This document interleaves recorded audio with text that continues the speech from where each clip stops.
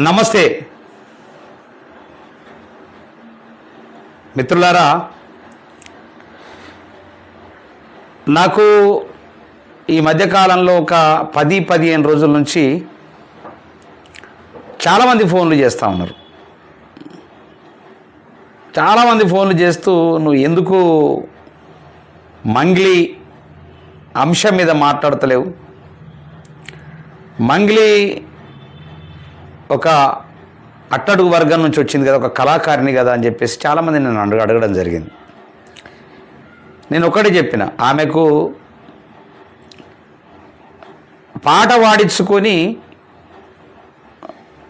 డబ్బులు ఇవ్వకపోతే తప్పకుండా నేను స్పందిస్తా, కానీ ఇది చాలా డిఫరెంట్ ఇష్యూ ఉన్నది, దాని మీద స్పందించడము నాకు తెలియంది స్పందించడం కూడా మంచిది కాదు అని నేను చెప్పడం జరిగింది.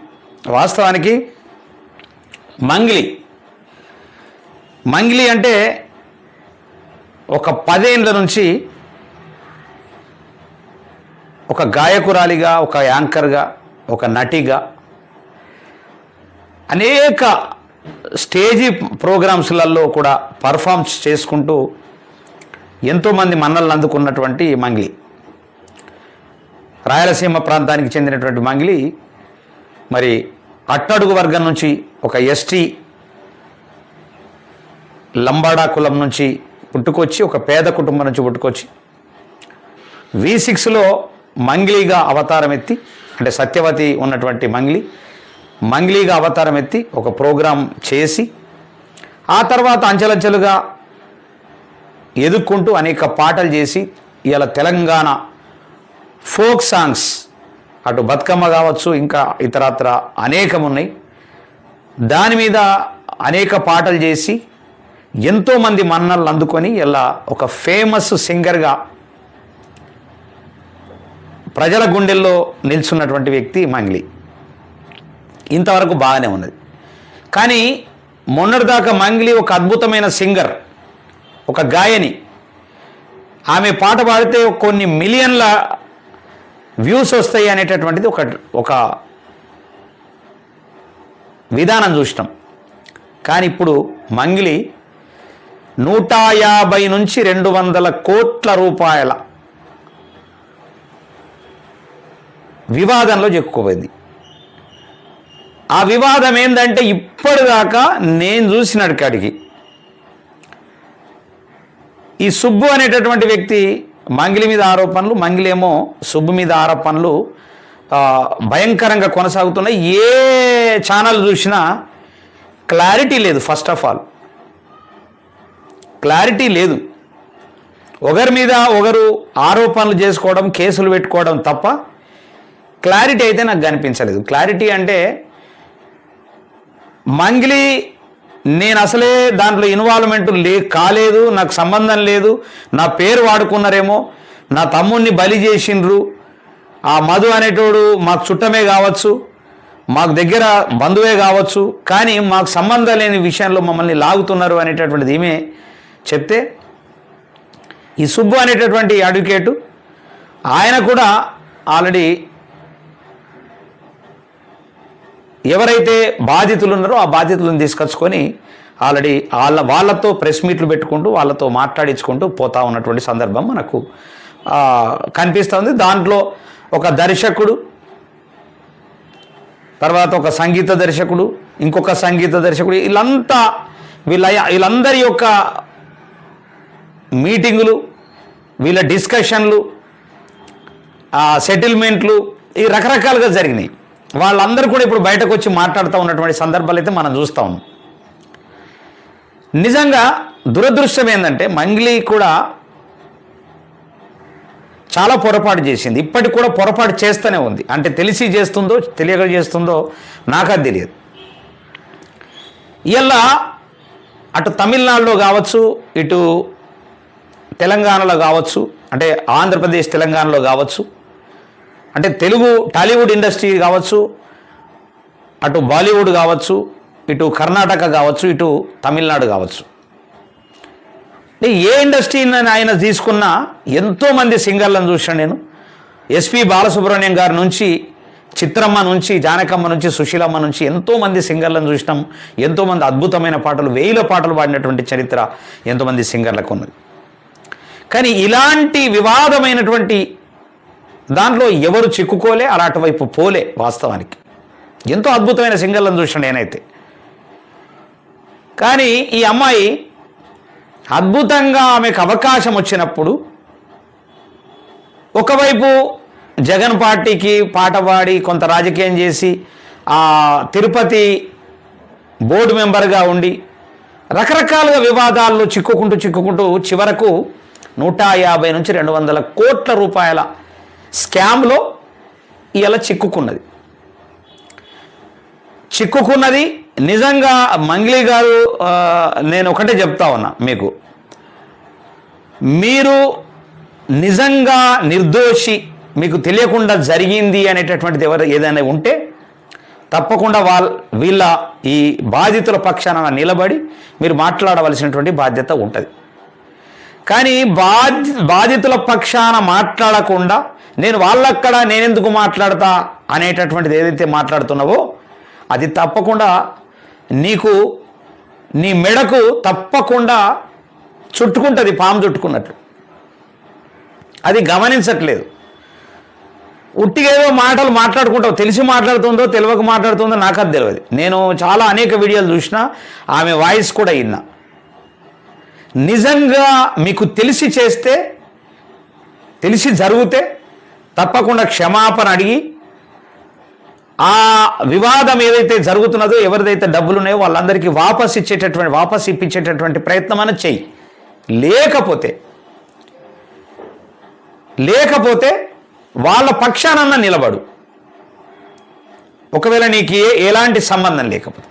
కానీ ఏది లేకుండా నాకు సంబంధం లేదు, నా తమ్ముడికి సంబంధం లేదు, నా చెల్లెకు సంబంధం లేదని కబుర్లు చెప్పుకుంటూ వస్తే అది చివరకు చాలా తారాస్థాయికి పోయేటటువంటి పరిస్థితి అయితే కనిపిస్తూ ఉన్నది. ఇలా సిబిఐ కూడా అప్పచెప్పినటువంటి సందర్భం ఉన్నది. మా రేవంత్ రెడ్డి గారు కూడా సీరియస్గా ఉన్నటువంటి పరిస్థితి కూడా మనకు ఎంతో కొంత కాస్త కనిపించింది కొన్ని వీడియోలను చూస్తుంటే. అది నిజమా అబద్ధమా కూడా తెలియదు, ఎందుకంటే చాలా ఫేక్ వీడియోలు వచ్చేటటువంటి పరిస్థితి అయితే ఉన్నది. ఒక గాయని అంత కకృతి ఎందుకు? వచ్చే డబ్బులు చాలా అద్భుతమైనటువంటి ప్రోగ్రాములు ఉన్నాయని నువ్వే చెప్తున్నావు, అద్భుతంగా నేను బిజీ ఉన్నా అని చెప్పేసి చెప్తా ఉన్నావు. అంత కకృతి ఎందుకు వచ్చింది అనేటటువంటిది ఒక పెద్ద ప్రశ్నార్థకం. నిజంగా ఏ సింగర్ కూడా ఇట్లా లేదు. అంత అంటే అధిక ఆశ. ఆ ఆశ ఇలా ఎంత పెద్ద స్థాయికి తీసుకుపోయిందో, ఎంత వివాదానికి తీసుకెళ్ళిందో ఇలా మనందరికీ తెలిసినటువంటి ముచ్చట్ని. ఏ వీడియో ఓపెన్ చేసినా మంగిలిని పచ్చి బూతులు తిడుతున్నారు. ఒక్కరు కూడా ఎంతమంది అయితే అభిమానించినరో అంతమంది, లక్షల మంది, వేల మంది ఇలా పచ్చి బూతులు తిడుతున్నటువంటి పరిస్థితి. ఆ బూతుల్ని ఒక్కసారి చూడాల. ఒక్కరు కూడా ఫేవర్ చేసినటువంటి పరిస్థితి అయితే నాకైతే కనిపించాలి. 100% మంగిలికి వ్యతిరేకంగా ఇలా కామెంట్లు వస్తూ ఉన్నాయి. నిజంగా చెప్పాలంటే మంగిలి తప్పు చేసింది అనేటటువంటిది ఇక్కడ క్లారిటీగా అర్థమవుతోంది. తెలిసే జరిగింది, కానీ తప్పించుకోవటానికి అనేక సందులు బొందులు చూడటానికి ప్రయత్నం చేస్తున్నది. కానీ ఆ తప్పేటట్లు లేదు. ఏం జరుగుతుందో అర్థం కానేటటువంటి పరిస్థితులలో ఒగల ఏడుపులు మాత్రం ఏడుస్తున్నటువంటి పరిస్థితి అయితే మనం చూసినాం. ప్రెస్ మీట్లు పెట్టి కేసులు పెట్టుకుంటూ పోతే ఏమొస్తుంది? వాళ్ళ మీద వీళ్ళు, వీళ్ళ మీద వాళ్ళు, కేసులు కాదు అక్కడ సమస్య. నిజంగా ఎంత దారుణం అంటే 150 నుంచి 200 కోట్ల స్కామ్ అంటే మైక్రో ఫైనాన్స్ పేరు మీద పేద జనాలను మోసం చేసి డబ్బులు వసూలు చేసి బుద్ధి లేకుండా ప్రవర్తిస్తున్నటువంటి అధిక ఆశతో. అందుకే నేను చాలా సందర్భాలు అంట, ఆశకు గోషిడిస్తే గాలికి కడుపైందట అనేటి ఒక నానుడి ఉన్నది నిజామాబాద్లో. గాలికి పోయేటటువంటి కంపను ఇలా ముడ్డికి తలగబెట్టుకున్న పరిస్థితి అయితే ఇలా మంగిలికి వచ్చింది. నిజంగా ఇప్పటిదాకా మంగిలి ఒకవేళ తప్పు చెయ్యకపోతే ఆమె ఎట్టి పరిస్థితులలో బాధితుల పక్షాన ఉండవలసినటువంటి బాధ్యత ఉండే. కానీ ఆమె బాధితుల పక్షాన నాకేం సంబంధం అంటుంది. నీ పేరు వాడుకొని నిన్ను బదనాం చేస్తున్నప్పుడు వాళ్ళ తరఫున ఖచ్చితంగా ఉండవలసినటువంటి బాధ్యత మంగిలికి ఉండదు. కానీ అది వదిలేసి ఇలా ఈ వివాదంలోకి మా నిజామాబాద్కు సంబంధించినటువంటి మంచి యాంకర్గా ఎదిగినటువంటి శ్రీముఖి మీద రుద్దాలనే ప్రయత్నం కూడా చేసింది. ఒక్కరి మీద రుద్దడం అనేటటువంటిది క్రష్ ఏంటిదండి? క్రష్ కోసము వానికి సుబ్బుకు మంగిలికి ఉన్నటువంటి ఆ క్రష్ కోసము నీకెందుకు గదెందుకు వచ్చింది ఈ వివాదం? అంటే ఒకరి మీద నెట్టేసి బయటపడాలనేటువంటి ప్రయత్నంలో మంగిలి ఉన్నట్లు స్పష్టంగా తెలుస్తూ ఉన్నది. కానీ ఇది ఖచ్చితంగా తగిన చర్య తీసుకోవాల్సినటువంటి బాధ్యత అటు లా అండ్ ఆర్డర్కు ఉంది, ప్రభుత్వానికి ఉంది. ఇలా జరుగుతున్నటువంటి అనేకమైనటువంటి సమస్యల మీద ఇలా ప్రజలకు జరుగుతున్నటువంటి అనేక సమస్యలు ఇలా ఇట్లాంటివి వస్తూ ఉన్నాయి. దాని మీద పూర్తి చర్య తీసుకొని తప్పకుండా ఎవరైతే దోషులు ఉన్నారో, మంగిలి ఉండొచ్చు, మంగిలి తమ్ముడు ఉండొచ్చు, ఇంకా ఎవడో మధు అని ఇంకా ఎవరెవరో ఇన్వాల్వ్మెంట్ ఉన్నది, వాళ్ళందరికీ ఆ దోషులకు ఖచ్చితంగా యావజ్జీవ కారాగార శిక్ష విధిస్తే ఇంకొకరు చెయ్యకుండా ఉంటారు.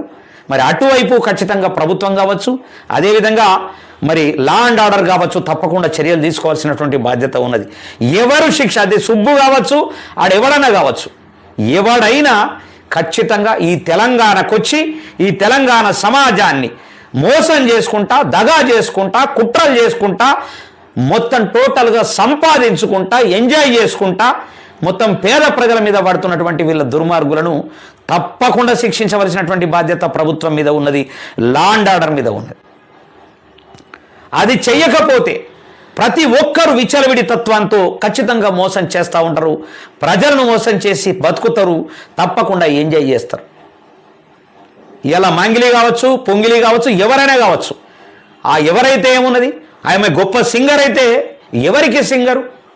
ప్రజలని మన్నల్ని పొంది ఇలా ప్రజల దగ్గరనే ఆల్రెడీ మోసం చేసేటటువంటి కార్యక్రమం చేస్తే ఎవరినైనా వదిలిపెట్టేటువంటి పరిస్థితి ఇలా ఉండొద్దని చెప్పేసి నేను మన ప్రభుత్వానికి చెప్తా ఉన్నా. అదేవిధంగా ప్రజానికం తప్పకుండా తిరగబడవలసినటువంటి బాధ్యత ఉన్నది.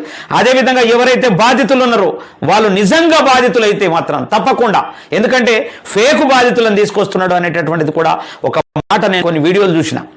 కానీ ఫేకా నిజమా అనేటటువంటిది ఖచ్చితంగా తెలియవలసింది ఉంది.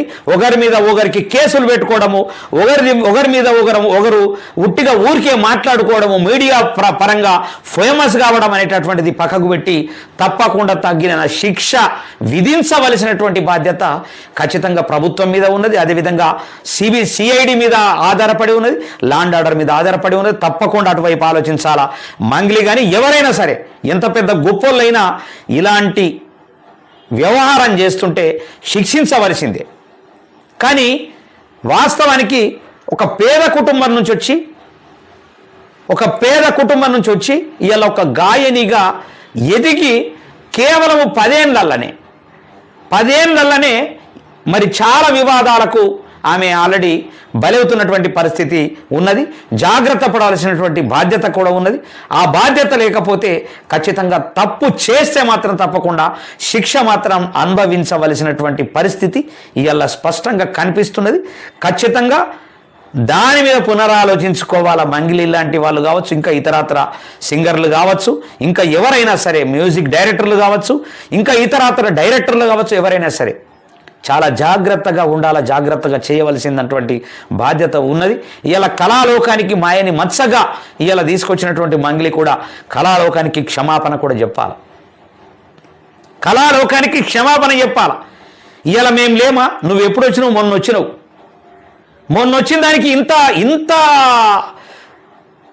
ఆశ ఎందుకు, ఇంత అధిక ఆశ ఎందుకు, ఇంత వివాదానికి దారి తీయడం ఎందుకు నాకు అర్థం కాదు. మేము లేమా, 33 సంవత్సరాల జర్నీ కొనసాగుతూ ఉన్నది. ఇవాళ మీరందరూ ఎక్కడ, నేను ఇవాళ సినిమా ఇండస్ట్రీకి వచ్చినప్పుడు ఇవాళ మీరు పుట్టినరచ్చు. అలాంటిది ఏమీ లేకుండా ఏదో ఇంత ఫేమ్ కాగానే ఇవాళ ఇలాంటి చీటింగ్ వ్యవహారాలు చేయడము, ఈ చీటింగ్ వ్యవహారంతో ఖచ్చితంగా మరి ప్రజల గుండెల్లో నిలిచినటువంటి మగిలి ఇలా ప్రజల గుండెని పగలగొట్టేటటువంటి పరిస్థితి తీసుకొచ్చింది. ఇలా ప్రజలు ఇలా అసహించుకునేటటువంటి పరిస్థితి ఇలా దాపురించింది. తప్పకుండా దీని మీద ప్రభుత్వం అదేవిధంగా లా అండ్ ఆర్డర్ కూడా చర్యలు తీసుకోవాలా. ఖచ్చితంగా దీన్ని తాడో పేడో తేల్చవలసినటువంటి బాధ్యత ఉన్నదని ఖచ్చితంగా ఈ వీడియో చేయడం జరిగింది. తప్పకుండా దీని మీద సీరియస్ యాక్షన్ తీసుకోవాలని చెప్పేసి కూడా ప్రభుత్వాన్ని